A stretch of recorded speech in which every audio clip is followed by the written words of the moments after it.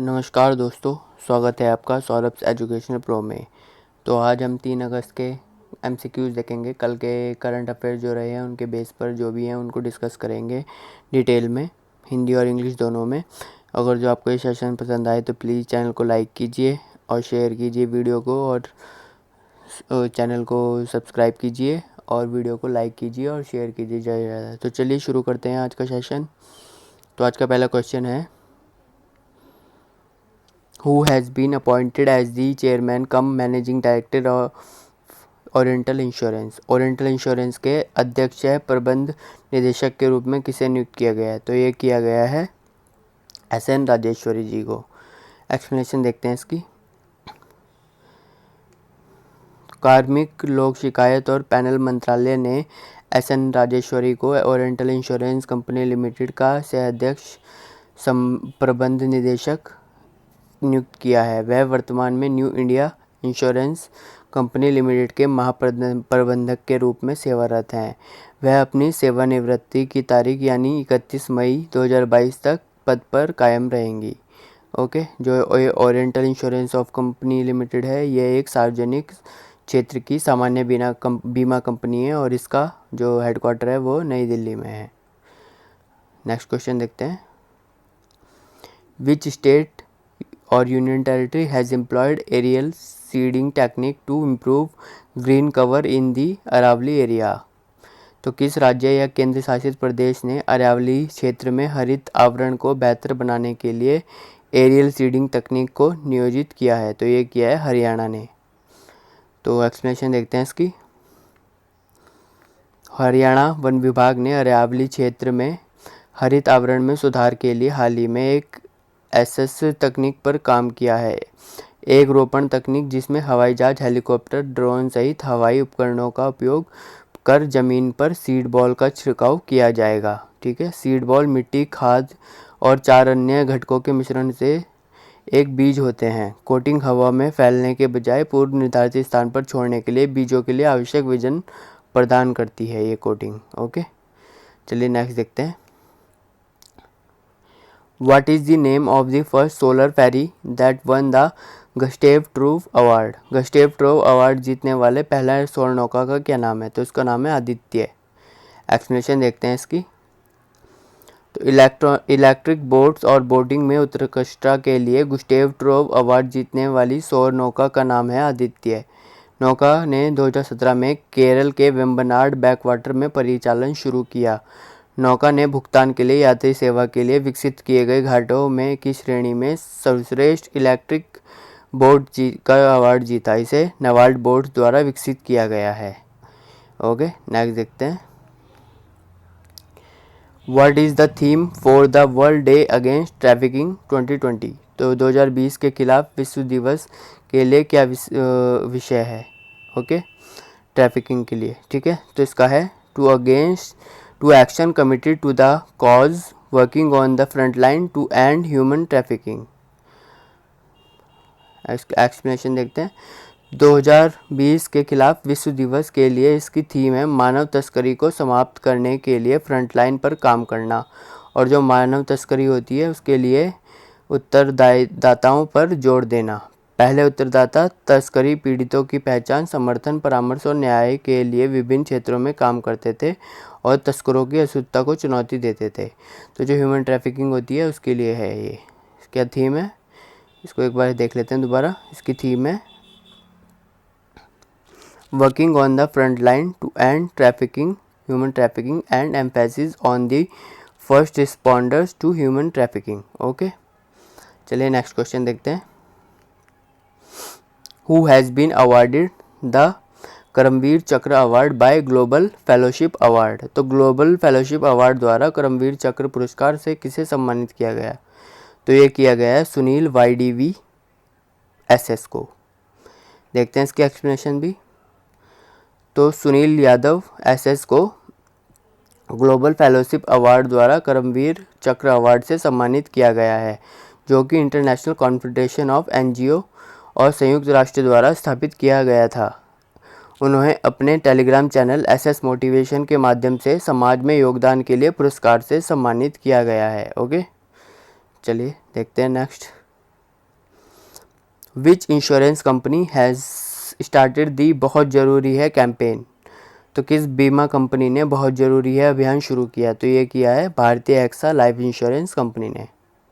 Explanation देखते हैं।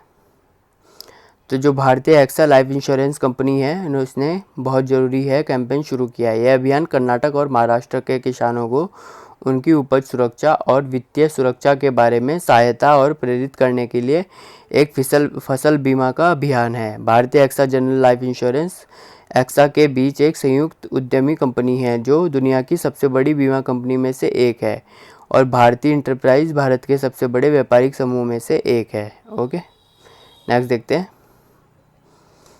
Who has been appointed as the new DGP of Gujarat. तो गुजरात के नए डीजीपी के रूप में किसे नियुक्त किया गया है? तो ये किया गया है आशीष भाटिया जी को। एक्सप्लेनेशन देखते हैं। तो आशीष भाटिया जी को गुजरात का नया पुलिस महानिदेशक डीजीपी नियुक्त किया गया है। वह 1985 के बैच के आईपीएस अधिकारी हैं और राज्य के गृह विभाग द्वारा अहमदाबाद शहर के वर्तमान पुलिस आयुक्त हैं। आशीष भाटिया ने पिछले 2 दशक में गुजरात पुलिस में विभिन्न महत्वपूर्ण पदों पर कार्य किया है। उन्हें 2001 में पुलिस पदक और 2011 में राष्ट्रपति पुलिस पदक से भी सम्मानित किया गया था। ओके, चलिए नेक्स्ट देखते हैं। When was the first Muslim Women Rights Day observed? तो पहला मुस्लिम महिला अधिकार दिवस कब मनाया गया था? तो ये कब मनाया गया था? 1 अगस्त 2020 को, अभी इसी मंथ में 1 तारीख को। तो पहला मुस्लिम महिला अधिकार दिवस 1 अगस्त 2020 को मनाया गया, जिसमें ट्रिपल तलाक की स्क्रैपिंग की पहली वर्षगांठ को चिन्हित किया गया और इसे मुस्लिम महिलाओं अधिनियम 2019 के पारित होने के द्वारा एक आपराधिक अपराध बना दिया गया। ओके, तो जो ये है कौन सा ट्रिपल तलाक, इसको बनाया गया। सरकार के अनुसार कानून पारित होने के बाद ऐसे मामलों में लगभग 82% की गिरावट आई है। ओके, चलिए नेक्स्ट देखते हैं। Which city got the first manhole cleaning robot Bandicoot. किस शहर को पहला मैनहोल क्लीनिंग रोबोट बंदीकूट मिला? तो ये मिला है गुवाहाटी को। एक्सप्लेनेशन देखते हैं इसकी। तो गुवाहाटी पूर्वोत्तर क्षेत्र का पहला मैनहोल सफाई रोबोट पाने वाला पहला शहर बन गया है, जिसे बैंडिक फर्स्टवुड कहा जाता है। वैसे बंदीकूट है ये, नहीं, ठीक है, बंदीकूट, ठीक है, ये थोड़ा गलत हो गया है यहाँ पे। नई तकनीक का उद्देश्य मैनुअल स्क्रैवेजिंग को समाप्त करना है। रोबोट को गुवाहाटी नगर निगम द्वारा खरीदा गया है और इंडियन ऑयल कॉरपोरेशन द्वारा दिया गया है। ओके, नेक्स्ट देखते हैं।